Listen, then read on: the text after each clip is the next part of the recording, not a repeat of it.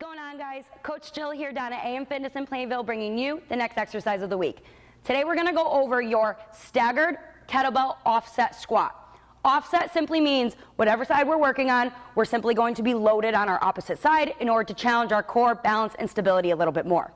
In order to start your staggered squat, you're going to find a line on the floor and reference that line every single time. So my feet are stacked directly underneath my hips. I have nice soft knees. My heels are on that line, so I'm nice and lined up. All I'm going to do is simply pull and drag that toe back so that my toe and my heel are nice and in line from there. Regular squat standards. You're going to push your butt and your hips back like you're trying to sit into a chair. My weight's going to come into my heels. I relatively want to keep my knee and my ankle nice and in line. So heel to toes nice lined up. My feet are hip width apart. I'm going to simply lower down, pushing my butt and my hips back, coming as low as I possibly can, keeping that weight in my heel. Stand up nice and tall, drive through my glute, and stand up at the top. In order to weight ourselves, we're going to clean that kettlebell up into position. In order to start, kettlebell is going to be directly in between our feet. Handle's about a 45-degree angle, and that thumb of ours is going to face towards us. From here, you're going to think of driving that elbow up towards like your ear level. Once that kettlebell reaches about chest level, you're going to drop your elbow and you're going to sneak it in, snug it in towards the body in order to put that kettlebell into position.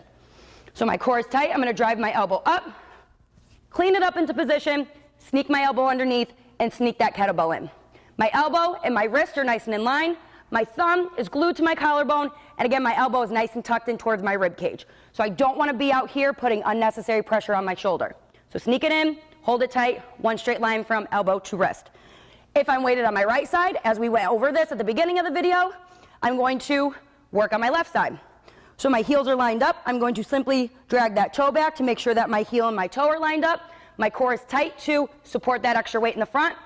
Opposite hand can come either out to the side or onto the hip. Push your butt and your hips back, put your weight into your heels, come as low as you can, keep the knee and ankle nice and in line. Stand up nice and tall, drive through that heel, squeeze that glute at the top. Inhale as I come down. Exhale as I come up, really controlling my lower and making sure that I'm supporting that kettlebell. You'll put it down into place, you'll clean it on the other side, and start your other side of that staggered squat. If you guys have any questions, don't hesitate to ask any of your coaches, and we hope to see you soon.